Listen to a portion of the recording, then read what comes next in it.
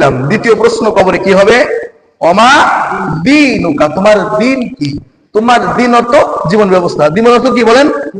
দিন অর্থ জীবন ব্যবস্থা। তোমার জীবন ব্যবস্থাটা কি? এটার নাম কি বলো? বর্তমান দুনিয়ায় জীবন ব্যবস্থা চার প্রকার। কয় প্রকার? সবাই বলেন। বিশ্বাস না হলে আগেই বলছি, এআই কে জিজ্ঞেস করবেন, গুগলে সার্চ দিবেন, ইন্টারনেট ঘুরে ফেলবেন, প্রযুক্তি ব্যবহার করে বের করে নিয়ে আসবেন, ইতিহাস ঘুরবেন যে হুজুর যেটা আজকে বললো সত্য কিনা। বর্তমান পৃথিবীতে জীবন ব্যবস্থার প্রকার চারটা। কয়টা? 1 নম্বর গণতান্ত্রিক জীবন ব্যবস্থা, 2 নম্বর সমাজতান্ত্রিক জীবন ব্যবস্থা, 3 নম্বর ধর্ম নিরপেক্ষতার জীবন ব্যবস্থা, 4 নম্বর আমার আপনার রব থেকে নাজিলকৃত ইসলাম জীবন ব্যবস্থা। কয়টা জীবন ব্যবস্থা বললাম? 1 নম্বর গণতান্ত্রিক, যেটার সৃষ্টি ইংল্যান্ড থেকে, যদিও এখন মালিক, সর্বশেষ মালিক কে? আমেরিকা। এটাকে হ্যান্ডেল করে কে? আমেরিকা। দ্বিতীয় সমাজতান্ত্রিক জীবন ব্যবস্থা, এটার উৎস রাশিয়া, যেটা এখনো চলে, রাশিয়া যেটা নিয়মের বলে চলে। তৃতীয় ধর্ম নিরপেক্ষতার জীবন ব্যবস্থা, এটা খ্রিস্টান এবং নাস্তিক মুরতাদদের বানানো। ধর্ম নিরপেক্ষতা অর্থাৎ ধর্ম নিরপেক্ষতা বোঝেন? একটুখানি বুঝাই, অন্য ওই গণতন্ত্র আর সমাজতন্ত্র বোঝানোর সময় এখন নাই, টাইম একেবারে স্বল্প। শুধু আমি সজাগ করতে আসছি, আমি শুধু তোমার বিবেকটা জাগাবো। দোস্ত, তুমি কবরে যাবা, কিন্তু তোমার কবরে তুমি যাবা, তোমার কবরে কিন্তু আমি যাব না। ইমাম সাহেবের কবরে ইমাম যাইব, আপনার কবরে আপনি যাইবেন। আপনি কবরে যাওয়ার লগে লগে কিন্তু 3টা প্রশ্ন হবে। দোস্ত, ভালো করে বুঝেন, 3টা প্রশ্নই রাজনৈতিক প্রশ্ন হবে। ওমা দীনুক, তোমার দিন কি? তোমার জীবন ব্যবস্থা কি ছিল? যেটা বলতেছিলাম, ধর্ম নিরপেক্ষতা মানে ধর্ম আলাদা, রাষ্ট্র আলাদা। সহজ কথাই, ধর্ম আলাদা, রাষ্ট্র আলাদা। এবারে শুনেন, ধর্ম কেন আলাদা, রাষ্ট্র কেন আলাদা? ধর্মের ভিতরে কি রাষ্ট্র পরিচালনার কোন দিক নির্দেশনা নাই? আসেনি? আমাদের ধর্ম ব্যবস্থার নাম কি? করোনা কি? মুসলমানের ধর্ম ব্যবস্থার নাম কি? আচ্ছা, এই ধর্ম ব্যবস্থায় রাষ্ট্র পরিচালনার দিক নির্দেশনা নাই? কিভাবে এমপি পরিচালিত হবে দিক নির্দেশনা নাই? কিভাবে মেম্বার চলবে দিক নির্দেশনা নাই? কিভাবে চেয়ারম্যান তার ইউনিয়ন চালাবে দিক নির্দেশনা নাই? কিভাবে রাষ্ট্রপ্রধান প্রেসিডেন্ট তার রাষ্ট্র চালাবে দিক নির্দেশনা আসেনি? আসেন, ধর্ম নিরপেক্ষতা মানে ধর্ম আলাদা, রাষ্ট্র আলাদা। ধর্মের সাথে রাষ্ট্রের কোন সম্পর্ক।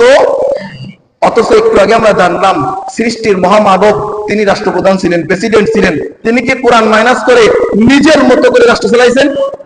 কখনো সম্ভব?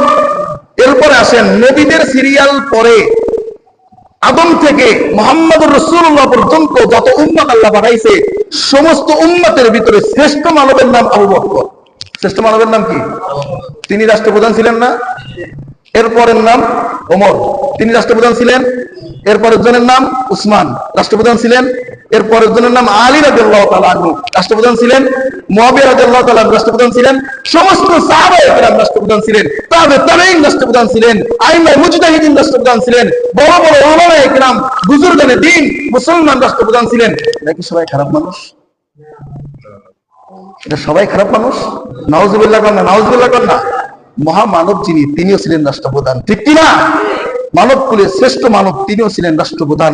ও বন্ধু, তাহলে আজকে তুমি কেন স্লোগান দাও ভালো মানুষ রাজনীতি করেন না?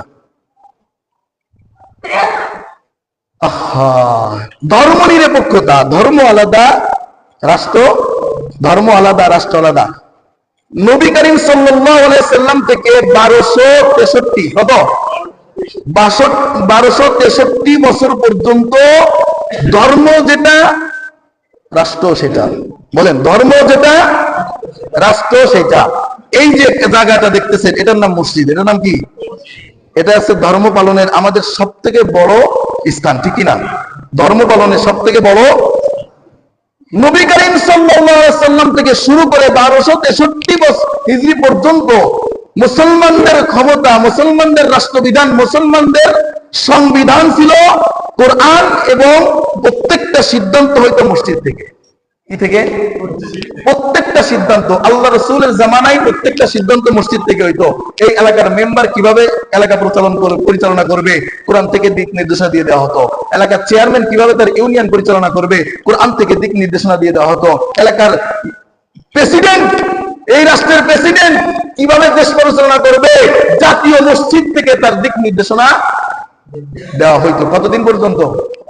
1263। আমার কথা আমি আগেই বলছি, যদি বিশ্বাস না হয়, গুগলের জামানা, মিডিয়ার জামানা, প্রযুক্তির দুনিয়া, AI এর মতো প্রযুক্তি মনে আর নাই, এটাও আপনি চার্জে দেখতে পারেন।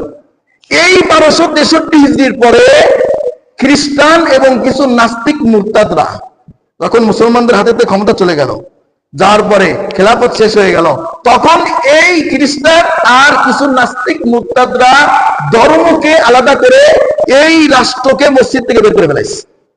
মসজিদকে, ধর্মকে আলাদা করলো, রাষ্ট্রকে আলাদা করলো, স্লোগান শুরু করলো ধর্ম নিরপেক্ষতা, অর্থাৎ ধর্মের সাথে রাষ্ট্রের কোন সম্পর্ক, ধর্মের কথা মসজিদে চলবে, রাষ্ট্র কিভাবে প্রচারণা করবো আমাদের সংসদে চলবে, ধর্ম কিভাবে পালন করবো কোথায় চলবে বলেন না, কোথায় চলবে? মসজিদে চলবে। আর রাষ্ট্র কিভাবে পরিচালনা করবো এটা একান্তই আমাদের সিদ্ধান্ত, এটা আমাদের সংসদে চলবে। আমাদের বাংলাদেশের যে আমাদের আছে জীবন বিধান, আমাদের যে সংসদের যে কি বলে ওটাকে, সংবিধান আছে, সংবিধান, আমাদের বাংলাদেশের সংবিধানের ভিতরে 8 নম্বরে লেখা আছে, দেখবেন বাংলাদেশ সংসদের সংবিধান সার্চ দিলে আসবে, ওখানে লেখা আছে জীবন বিধান মানুষ পরিচালনার নীতি 3টা। কয়টা? এই মুসলমান, তুমি মুসলমান, একটু খেয়াল করো তোমার ইমান আজকে কোথায় গেছে। 1 নম্বর আছে গণতন্ত্র জীবন ব্যবস্থা, 2 নম্বরে আছে সমাজতন্ত্র জীবন ব্যবস্থা, 3 নম্বরে আছে ধর্ম নিরপেক্ষতা। 3 নম্বরে কি আছে? এ দোস্ত, তুমি মুসলমান না? বলো না কেন তুমি মুসলমান না? তোমার কোরআনকে মাইনাস কেন করা হলো? তুমি না কোরআন অনুযায়ী চলবা? তোমার না সংবিধান, জীবন বিধান, তোমার না সবকিছু চলার পথে কোরআন? তুমি আজকে কোরআনকে মাইনাস করে মুসলমান দাবি করো? সম্ভব? বিয়ে না করে সন্তান দাবি করা যেমন অনর্থক, পাগল আর মূর্খতার কাজ, আমি মনে করি ইসলামকে মাইনাস করে, কোরআনকে মাইনাস করে, অন্য জীবন বিধান নাস্তিক মুরতাদ খ্রিস্টান ইহুদিদেরকে মডেল বানায়া, জীবন বিধান বানায়া, তাদের তন্ত্র মন্ত্র গ্রহণ করে মুসলমান দাবি করা তার থেকে বড় বোকামি। তার থেকে মন খারাপ করেন না, আমি যেটা বলতেছি বন্ধু। দ্বিতীয় প্রশ্ন, কোথাকার? কবরের দ্বিতীয় প্রশ্ন, তোমার জীবন বিধান কি ছিল একটু বলো। তুমি যদি গণতান্ত্রিক বিশ্বাস হও, তোমার মুখ থেকে খোদার কসম কখনো বেরোবে না দ্বীন আল ইসলাম, বেরোবে না।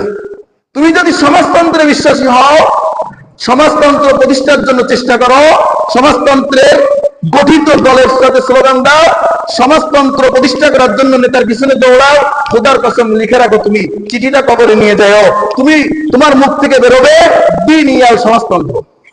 আমার জীবন বিধান ছিল সমাজতন্ত্র, দ্বীন আল ইসলাম বেরোতো না। তুমি যদি মনে করো ধর্ম নিরপেক্ষতা, ধর্ম এক জিনিস, রাষ্ট্র আলাদা জিনিস, রাষ্ট্র চালাবো আমার স্বাধীনতায়, ধর্ম চলবে আল্লাহর স্বাধীনতায়, নাউজুবিল্লাহ করেন না। রাষ্ট্র চলবে আমার সিদ্ধান্তে আর ধর্ম চলবে আল্লাহর সিদ্ধান্তে, এটা যদি তোমার আকীদা বিশ্বাস হয়, রব্বে কাবার নামে কসম করে শপথ করে বলতেছি বন্ধু, তোমার মুখ থেকে সেদিন দ্বীন আল ইসলাম বের হবে? বের হবে না। আহা, মুসলমান আমরা কতটা বিবোধ, মুসলমান আমরা কতটা নির্বোধ। আমার পকেট থেকে 1000 টাকা চুরি করে আমাকে একটা সিগারেট খাওয়ায় সন্তুষ্ট আমি। আরে মুসলমান, ইসলাম নিয়ে মইর। মুসলমান, একদিন মরে যাইতে হবে।